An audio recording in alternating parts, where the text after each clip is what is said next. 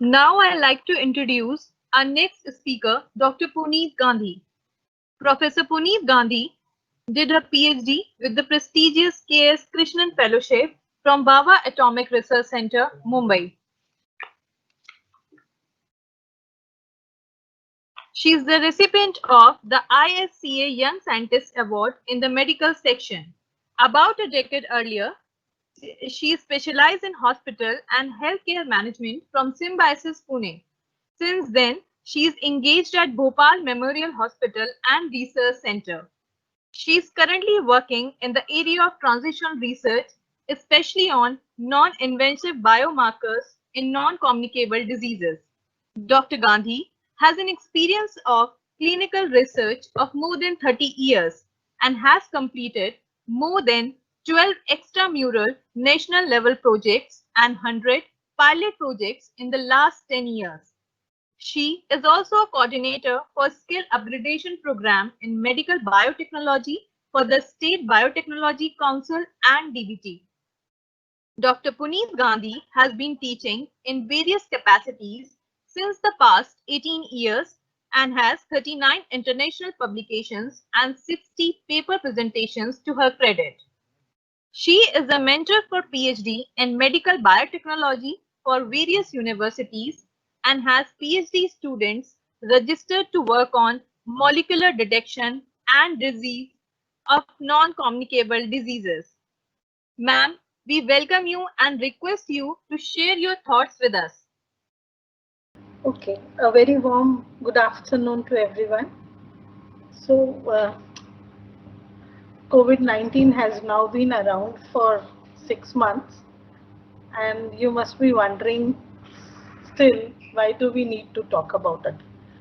But I think by this time all of us know that this organism is around to stay.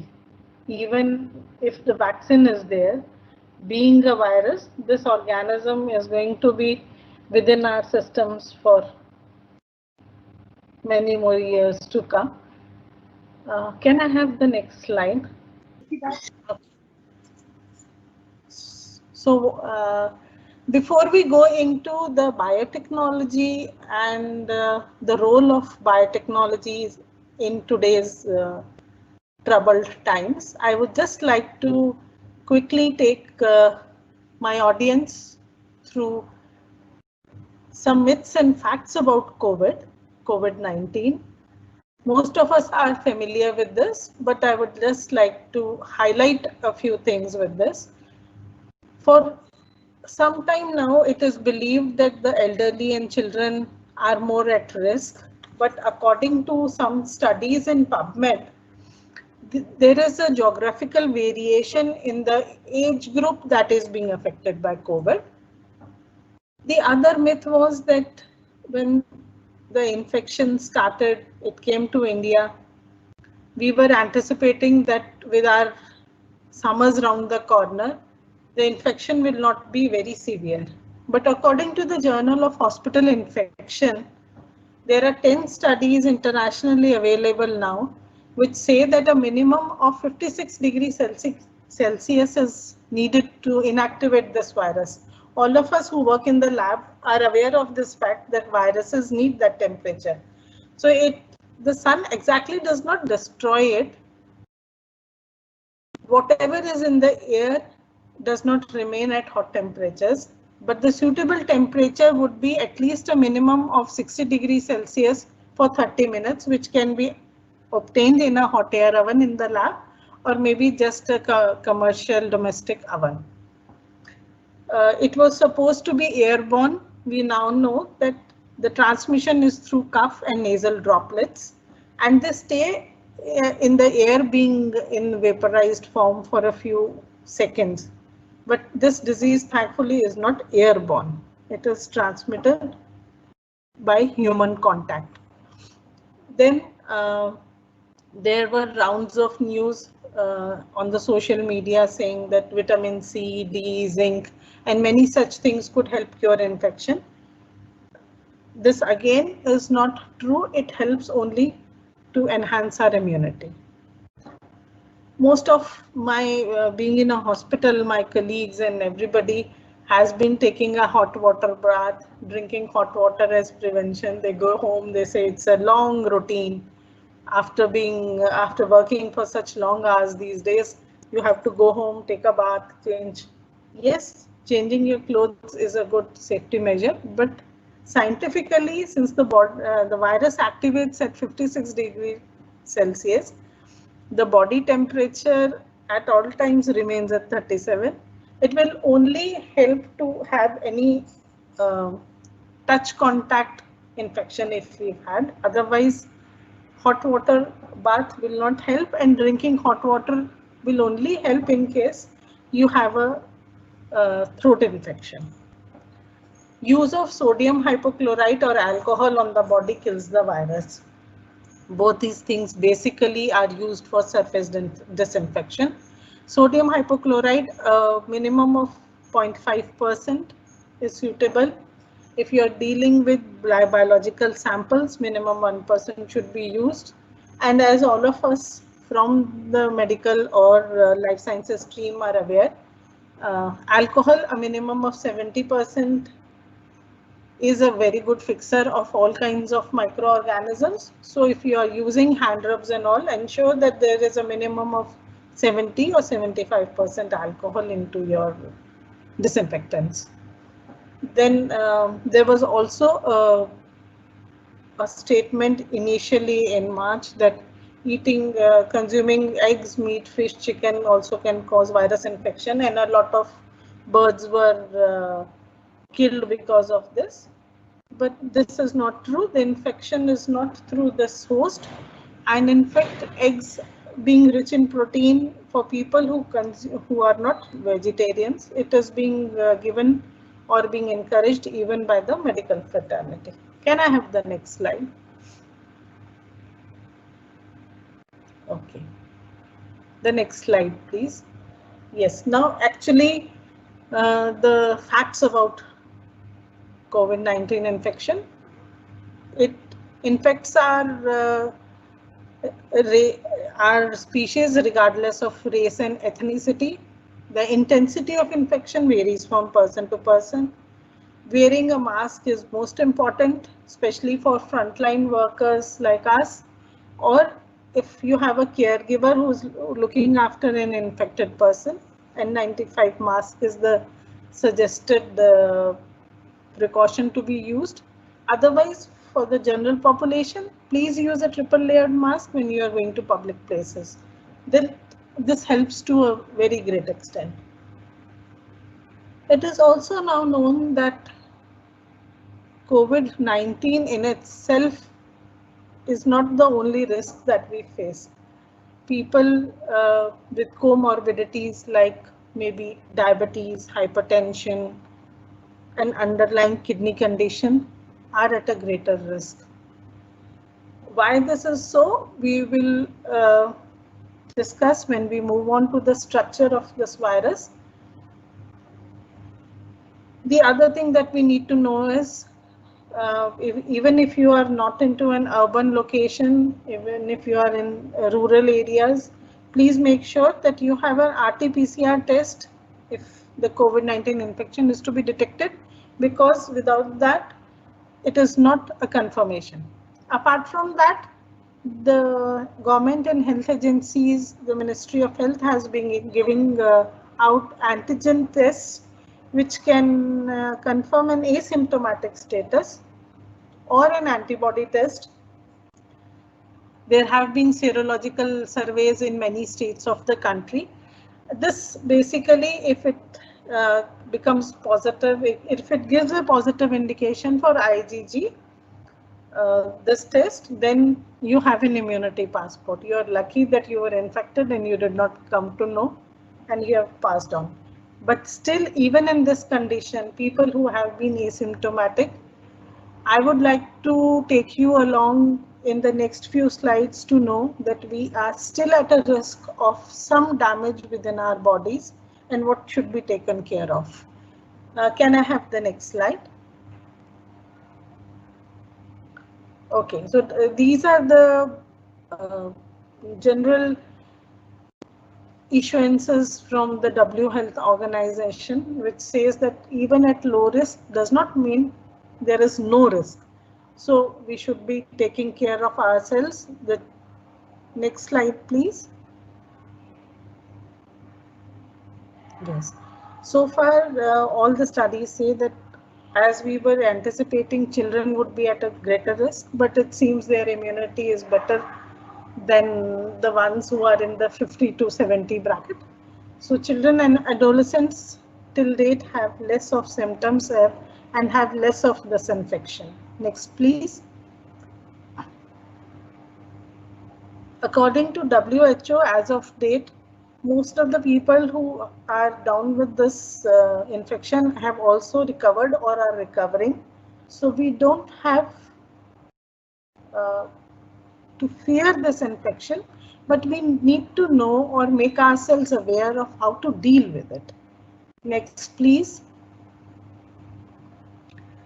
It is very important when we are talking of an infectious organism which is creating a pandemic, that we are aware of the epidemiologic triad, as we call it in the health sector, in which not only the host, the causal agent, but also the environment is contributory. Can I have the next slide? Okay. So like I had mentioned, the SARS-CoV-2, that is the novel coronavirus, and in this case we are the target, but the primary host is a bat, that all of us are aware. Apart from that, our surroundings, which are neat, clean and healthy, also would help us to avoid a lot of co-infections that come with this disease. Next, please. Can I have the next slide? These are the routes of infection. I think everybody is aware. There could be a direct contact or there could be an indirect contact. Next slide, please.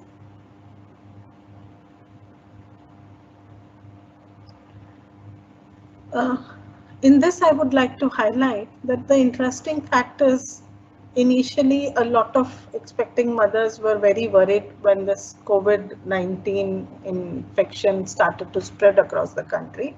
But it has been clearly seen that during childbirth from the placenta, there is no transmission. And there are very few registered cases in the country where the mother has infected the child.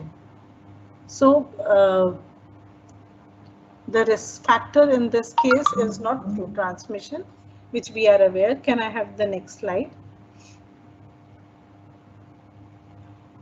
Now coming to the virus itself. Why do we have to know this virus? The better we know our enemy, the better we will be able to handle it and to tackle it. In this slide, I would like to highlight two specific proteins, the spike protein of this virus, which is indicated with this green icon, and the membrane protein. These are the two things which normally bind to the receptors in our body and are creating a problem for us during its replication. Can I have the next slide? In the infectious disease process, there's the agent, there were the reservoir, which were bats. Now coming to the most important point for us, there is a portal of entry. For the human host, it is the nasal passage, and it is known to be excreted through urine and the fecal matter also. There have been a few studies which document that live virus has been found in human feces. The receptors for this into our body are ACE2, TMPRS2 and MPRO. These are the receptors which are present in our nasal passage, in lung, kidney and heart, and this is where the virus goes and binds. The mode of transmission we have already seen. The last important point in the disease process is the host immunity, and this is what creates the difference in the infection status whether a person is asymptomatic or it is a moderate infection or it is severely asymptomatic. So apart from the age factor, the host immunity is what should be taken into consideration. Next, please. Actually, there are 5 phases of infection. Everybody must be aware of this. Incubation. Everybody knows that there is an incubation time from the entry of the pathogen into our body. Also, to be taken into consideration is a prodromal time. This is the interval between the actual invasion of the body and appearance of the first sign or symptom. Why I have highlighted this is this explains the difference of incubation times or like we say the quarantine times that we have seen over a period of last 6 months. There were people who were infected within a week of their contracting or coming in contact with a positive person. Symptoms have appeared after 14 days in certain cases and sometimes as late as 21 or 28 days. So these are the phases of infection, and apart from the comorbidities that a person might have or might not have, the immunity of the said person plays a major role. May I have the next slide? So why do we say everybody knows about it? But I would like to say that as healthcare workers, we have found that it should not come from only the top. It is everybody's business, and we should all be looking into it. The upcoming week, October 14th to 20th, is celebrated as the International Infection Prevention Week. So all of us might take a pledge that we could contribute towards our immediate surroundings, at our places of work, at home. This kind of awareness is very important for us. Little points that everybody should know and contribute their bit about. Next slide, please.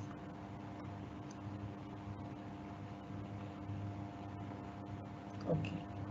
So when we come to talk of infection, there has to be an infection control policy. The guidelines have been many times given out by our health ministry, the Ayush ministry, individual institutes, and they keep on updating information as and when it comes in. But there are certain basic procedures of which we are all aware. Hand washing and keeping the workplace or your home and surrounding clean is the most important. This is what we call an infection control policy. Next slide, please. These are standard precautions that we take. Among all these that you would already be aware of, disinfection and waste disposal are 2 things that I would like to highlight. Like I mentioned earlier on at the start of the talk, that sodium hypochlorite or bleach, as it is called in a layman's language, is being used. So 0.5% bleach can be even made at home. It is commercially also available. It can be used to wipe surfaces to keep them clean, and hand washers wash with soap and water, that is equally good. And if you are traveling somewhere, then you can use an alcohol based hand rub. Next, please.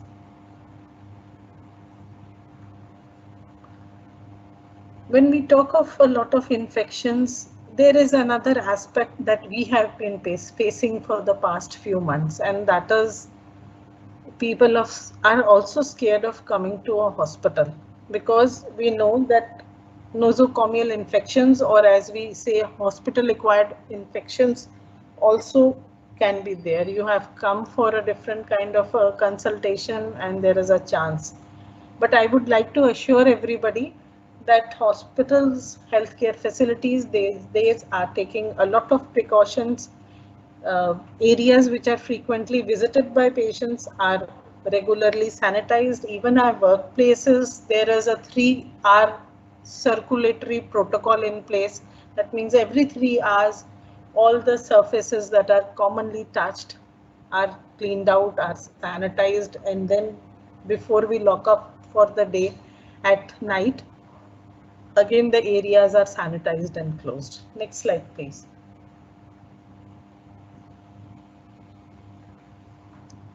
Dealing with this infectious organism, we all know, and most of you must have gone through papers or in the social media, that the problem is that this virus can raise a cytokine storm. That means any microorganism, when it infects our body, raises an immune stimulus. But this virus can raise the cytokine levels, the pro-inflammatory cytokines like IL-6 in our body, TNF alpha, to a very high level. And that is because this high cytokine level helps it to multiply even more.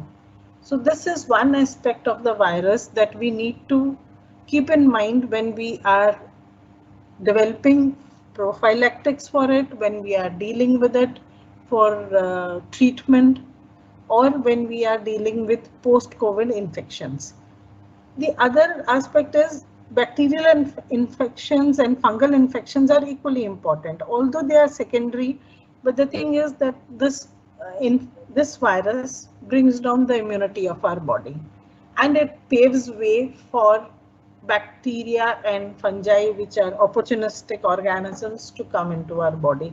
So we have seen that for many a times in a lot of cases where we have lost people is because not of the initial viral infection, but because of accompanying pneumonia in the lungs or certain other infections like sepsis is being caused, which is the cause of death. So this needs to be taken care of when we talk of later of developing vaccines or prophylactics. Next, please.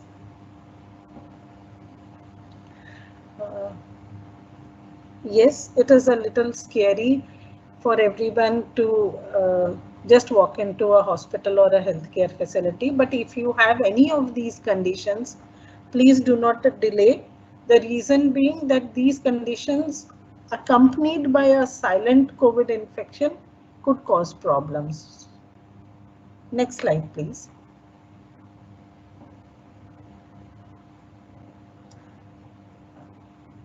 The main culprit, that is our COVID-19 virus, is capable of causing acute respiratory infections. And accompanied with that are environmental conditions and a host of other factors like probably cigarette smoking, immune status.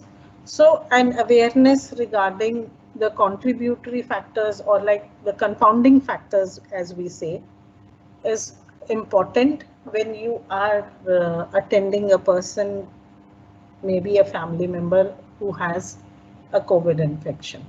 Next, please. For prevention and control, like we already have discussed, hand washing is the best way. Social distancing, if you can maintain, if you don't need to go out, please don't expose yourselves. But if you have to go out, take the necessary precautions, be alert, and then everybody these days is going about the normal business. We are out every day going to work, getting things for the family. It is just even traveling for that matter. But I have seen that apart from authorities, people are, when they are careful, none of these risk factors would be involved. As far as food safety is concerned, if you are consuming food from a hygienic place, like I mentioned earlier, this virus is inactivated with heat. Then even food from an outsourced place should not be an issue. Just ensure that it is heated properly. In case this is especially true of sometimes of students who are out of their homes for studies and need to depend on areas, just ensure that your food is heated, well cooked, then it would be safe. Or maybe sometimes even we have to manage that way. Next, please.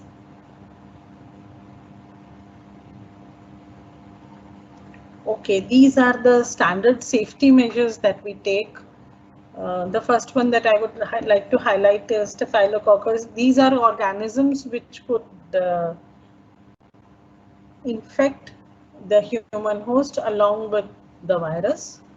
And if you are suspected of having that infection, then the best thing is that go in for a proper disinfection of the place.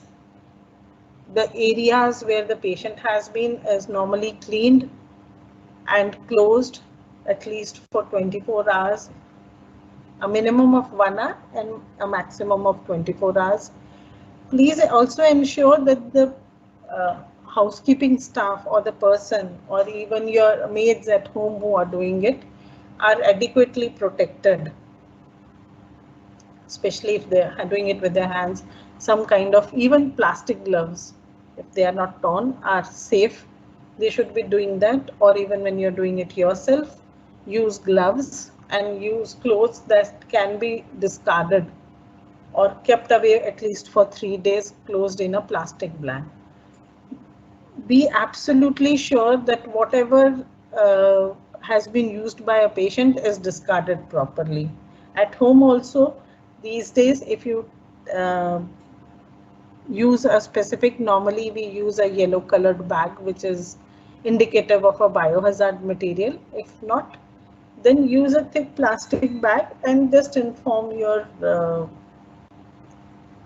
the collecting van which comes in for collecting the waste material, and they will discard it by incineration.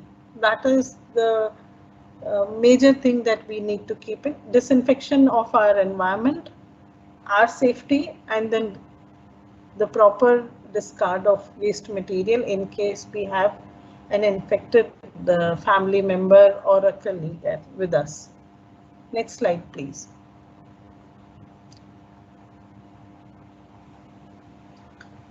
Yes, this is the challenge. It is very easy to say, but when you are actually into the system, we know that disinfection needs to be done very frequently. There are occupied spaces. You have to take your working times into consideration. Some people might like it. Some people just say, let it be. So, but whosoever is in charge, like we have in each of our departments, infection control teams. If you are at home, I'm sure there would be somebody to overlook these things, oversee these things. So apart from being a major challenge, I think this can be tackled if it is brought into a general routine. Next slide, please.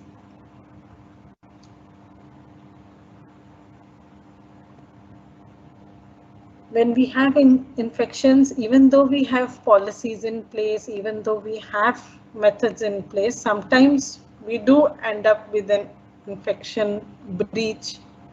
The control breach is there. Can I have the next slide? So there are just a few things that we need to keep in mind. The type of breach, whether it is leakage from of biological material from some place, or a mask which is contaminated has not been disposed of properly. You need to review that. If you are into an institute, take a corrective action. Even when you are at home, you need to get your family members together just to tell them that this has happened, this is the precaution that we'll be taking from now on. That is how infection breach needs to be tackled. And if you have an exposed patient with you, then you need to inform the concerned authorities so that proper treatment can be given. And maybe the rest of the people who were around, who were in probable contact should be given the necessary prophylactic or prevention, something for prevention. Next slide, please. Now coming to the interesting part of something which is positive in this grim scenario. Biotechnology has suddenly come to the forefront. With all the things that are simultaneously going around, the major challenges that we face today is that we need the repurposing of a multi-target drug till the time we have a vaccine which can be approved for public use. I think all of you must be aware that about 110 candidate vaccines are being tried all over the globe. But till the time that a vaccine is declared safe, we need to work with the available medications.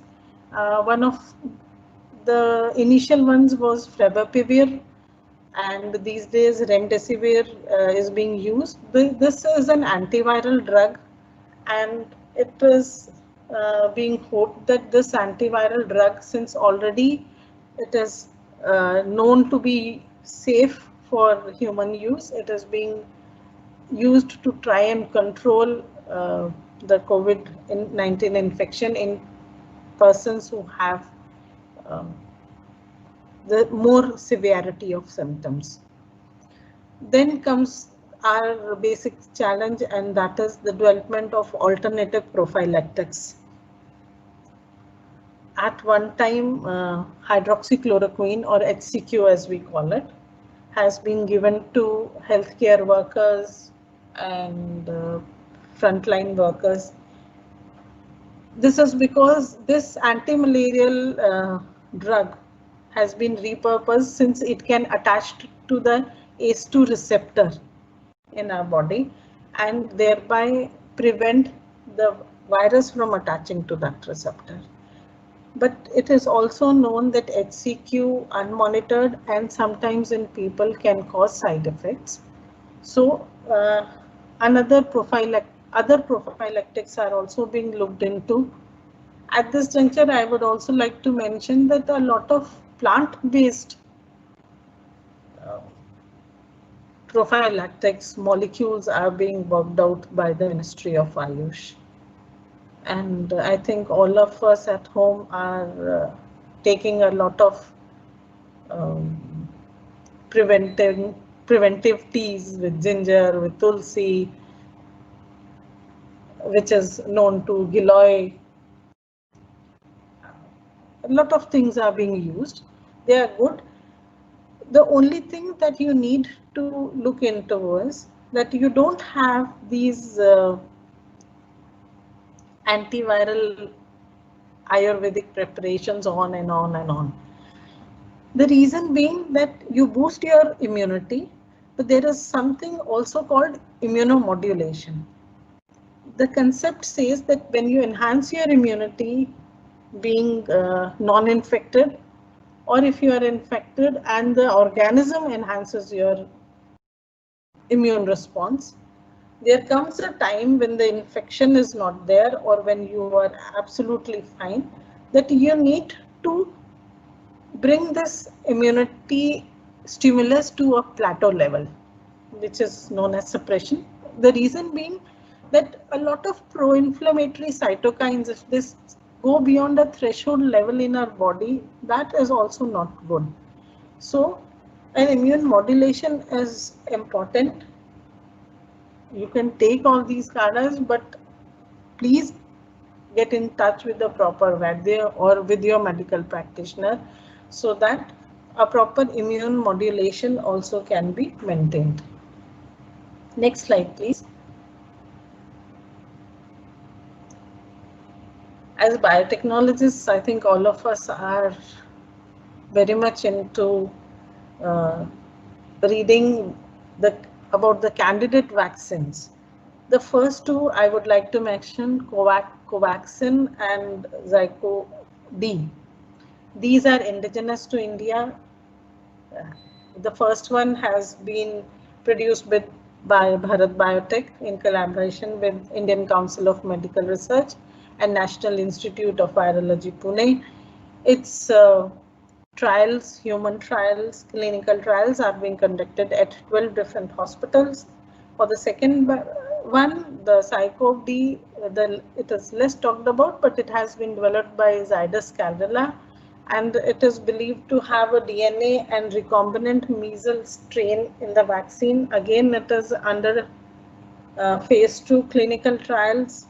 The third vaccine candidate is the one that has been made by Oxford University and AstraZeneca, and it has been permitted since it has been the Serum Institute of India at Pune is also a collaborating organization. Its trials are being held at 17 different sites in the country. And all of us, I think, are keeping our fingers crossed that these clinical trials, if they are successful, we are anticipating that a vaccine would be available somewhere by the start of the next year, that is in January 2021. Till that time, can I have the next slide? The need of the hour, where students and researchers into biotechnology have a big role to play. Even when we have a vaccine, this is going to continue for some time. We need a lot of you people, qualified, trained lab people for RT-PCR, for antibody testing, and a lot of our research fellows are helping us with different projects also, which are based on COVID research and for clinical trials. Even when we have the vaccine with us, there could be a chance that people may not be convinced to take the vaccine. Why I say so is because there are concerns that the vaccine, the immunity of the vaccine may not be forever. With one shot, we will not be able to negate the effect of the virus pandemic. As per studies available currently on the public domain, it has been observed that antibodies to this vaccine last for approximately 3 to 4 months. So whether this vaccine, whichever is declared to be useful for public use, whether it would have an efficacy of 3 months, 6 months or not, this only time will tell. So that so a vaccine also might not be the last resort.